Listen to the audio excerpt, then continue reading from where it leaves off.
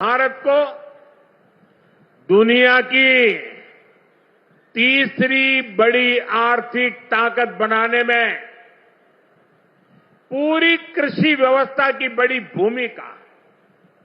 हमें वैश्विक रूप से सोचना होगा, ग्लोबल मार्केट को ध्यान में रखना होगा। हमें दलहन और तिलहन में आत्मनिर्भर बनना है और कृषि निर्यात में अग्रणी बनना है। अब देखिए, बनारस का लंगड़ा आम, जौनपुर की मूली, गाजीपुर की भिंडी, ऐसे अनेक उत्पाद आज विदेशी मार्केट में पहुंच रहे हैं। वन डिस्ट्रिक्ट वन प्रोडक्ट और जिला स्तर पर एक्सपोर्ट हब बनने से एक्सपोर्ट बढ़ रहा है और उत्पादन भी एक्सपोर्ट क्वालिटी का होने लगा है। अब हमें पैकेज फूड के ग्लोबल मार्केट में देश को नई ऊंचाई पर ले जाना है और मेरा तो सपना है कि दुनिया की हर डाइनिंग टेबल पर भारत का कोई न कोई खाद्यान्न या फूड प्रोडक्ट होना ही चाहिए।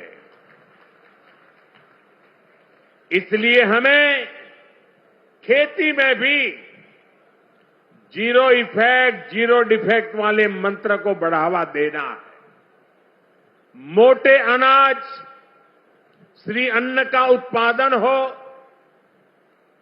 औषधीय गुण वाली फसल हो या फिर प्राकृतिक खेती की तरफ बढ़ना हो, पीएम किसान समृद्धि केंद्रों के माध्यम से किसानों के लिए एक बड़ा सपोर्ट सिस्टम विकसित किया जा रहा है। भाई और बहनों, यहां इतनी बड़ी संख्या में हमारी माताएं बहनें उपस्थित हैं। माताओं बहनों के बिना खेती की कल्पना भी असंभव है।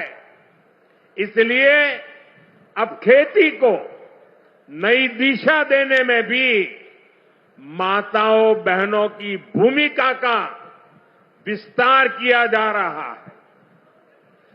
नमो ड्रोन दीदी की तरह ही कृषि सखी कार्यक्रम ऐसा ही एक प्रयास है। हमने आशा कार्यकर्ता के रूप में बहनों का काम देखा है।